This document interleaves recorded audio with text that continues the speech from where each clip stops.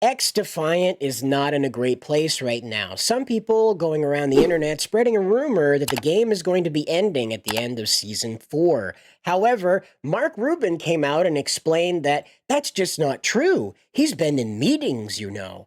And he has this to say. He says, I've literally been in meetings as of last week to discuss our 2-year plans. But right now, we are super focused on improving the technical experience, which includes netcode and adding more content for seasons 3 and 4. We have done very little marketing, so yes, our numbers are down, but that is just to give the team time to get the game in a better place before we do bigger spends on marketing to bring new players to the game and to bring back players that have left. That sounds familiar, right? Didn't they have to go back to with the Assassin's Creed game? They were doing this whole delay thing because, it wasn't ready for the market, and then they ran into all these problems with Star Wars Outlaws. What is it with Ubisoft and releasing games that are half-baked? But we did have this from Games Industry, and they had this to say. They said both the rumor and response come at a difficult time for Ubisoft, with the companies being under scrutiny around the performance of various products after Star Wars Outlaws softer than expected sales caused the publisher's share price to fall to a 10-year low. You remember that. However, now they've revised their profit expectations in this current fiscal year.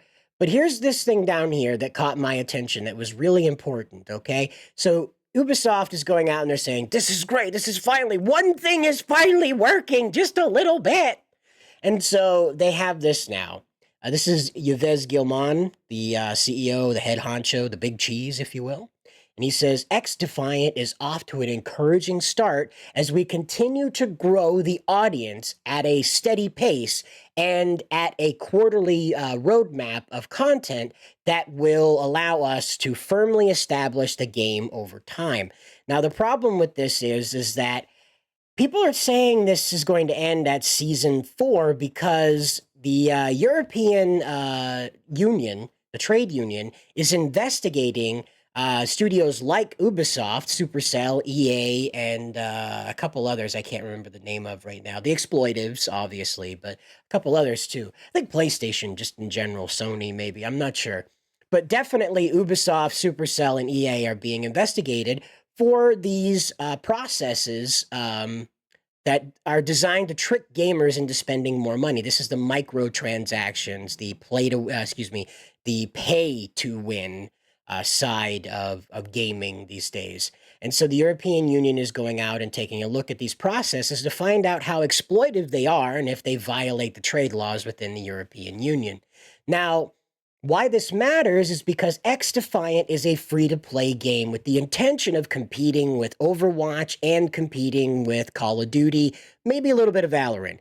As you can see with the footage below, it has the aesthetic of Overwatch, the overlit, very colorful backgrounds, very flat shadows, kind of cartoony environment, paired with these very realistic-looking player models. And so I'm utterly confused. Maybe Concord took like a lot of I don't know, atmosphere from this because it feels like the Concord maps, but if they were in a mall. It doesn't this particular map anyway that we're seeing right down here. And so this is just to give you an idea of what this game actually is. As you can see, it's just COD. It's just an overlit version of COD with more, I don't know, baby colors. It looks like it's a daycare that they're fighting in. Knowing Ubisoft, it could be a daycare. But the thing about this is that if they go and they make this game the sort of magnate that it's supposed to be, the competitor to Call of Duty, the competitor to Overwatch that they're trying to make it, the issue is that the European Union is coming in and saying, hey man, the things that make this game possible are no longer allowed. What you've done to create the profit margin with this game have now violated the laws here. And so what that means is that at season 4, that might be when they have to shut it down because the European Union comes through and says, look, man, you can't run it the way you're running it. And Ubisoft says, cool, we can't make a profit. So it's getting crew two'd, and that's I don't know what to tell you in that regard, honestly, because you're not dealing with these games you're meant to play by yourself anymore. Obviously, this is meant to be played as a live service game. And so if this is where Ubisoft is getting like its excitement, it's like, oh yeah, this is a really big success, and we're taking over the arena shooter, FPS, PvP arena shooter situation here. And I don't think that it's gonna work out the way that they think it will. And this again, this is going to plague EA, this is going to plague Supercell, this is going to plague the other ones I can't think of the name of at the moment that have been brought up in charges as well. And even if they don't get convicted of this stuff, they're still going to be a lot more guarded about it going forward. They're still going to be a lot more cautious about expanding these exploitive practices. So even now, this moment right here with XDefiant is going to be a history-making moment yet again with Ubisoft, yet again with these big AAA companies. Ooh, AAA, ooh, fancy. Quadruple A, ooh. It doesn't matter in the long run because your company's going to get shut down or fined into oblivion for exploiting the player. That's the gimmick with your free-to-play thing, is that you're supposed to like buy skins, you're supposed to buy extra dibbity doodads, you're supposed to buy these neat little keychains that mean absolutely nothing at all, buy these battle passes, buy these season passes, all this stuff. And like, there's a battle pass with the Assassin's Creed Shadows game. It's not even a PvP game. It's not even an online PvP. There's no like Yasuke showdown function where you connect live like you do with Injustice, Gods Among Us, and play with somebody else that has like a preloaded character. So you have like Yasuke versus Yasuke. No, there's not. It's not there. It's why does that have a battle pass? Because they want to make money off of you. You already bought the game. Guess what? You got to get a battle pass in order to operate it. Yeah, they're gonna make you be online to go walking around in Sengoku, Japan by yourself. Yeah, yeah. Try to put that one together in your head, right? And that's part of this process too, because in order to sell you a game that is live service ready, there's extra costs involved with that.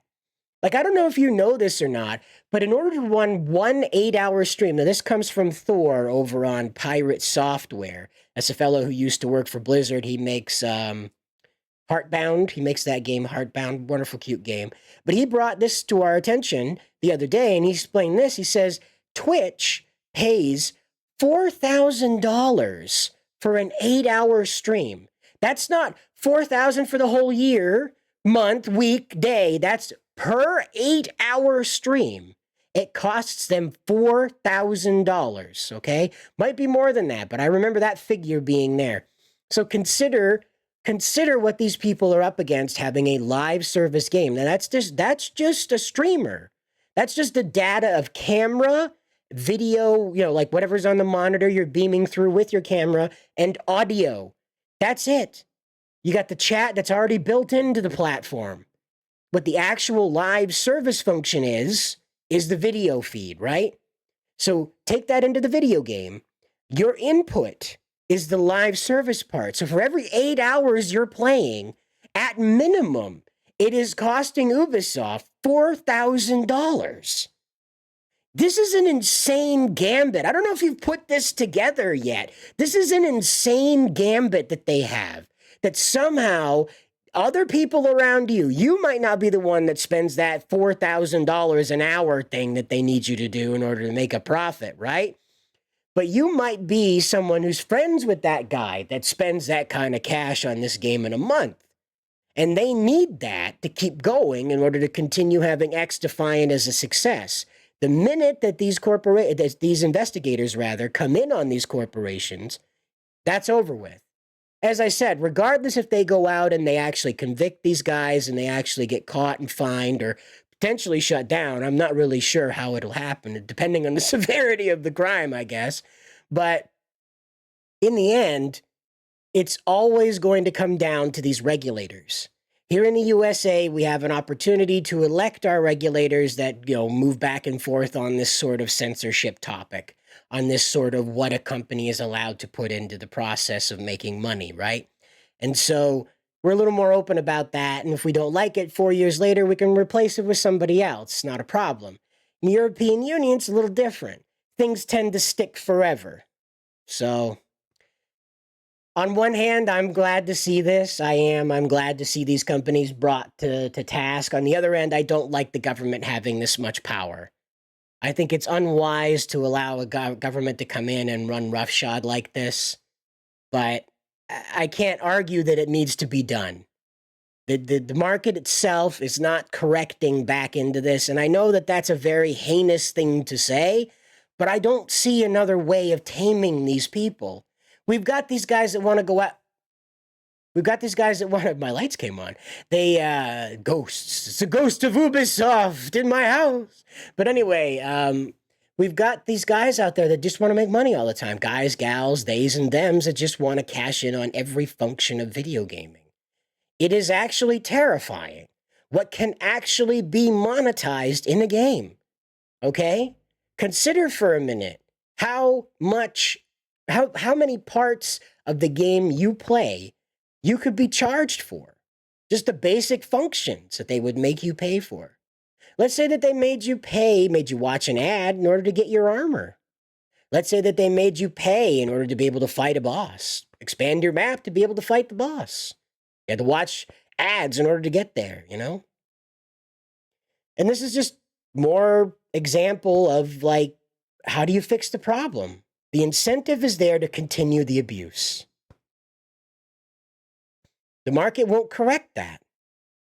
It hasn't. It's made it worse. Look at Concord. Their whole plan of making money was to exploit that infinite money hack thing of getting people to spend on microtransactions. That was their whole thing. They had all these different skins ready for these Looney Tune characters that they made, and no, not a person wanted anything to do with it. So that was over with just like that. And that's what XDefiant is facing now, right? But the market itself isn't going to correct without some type of outside influence. I wanted it to, but as I said, exploitation is just too juicy for these guys. I don't know, though. Feel free to let me know down in the comments what I've got wrong about this, how it's turning around somewhere without the government interfering. I don't know. I haven't seen it. Every game that's come out that has this live service function, no matter where or how it comes to be, has this function of exploiting the player. I don't know. But as always, guys, good luck out there.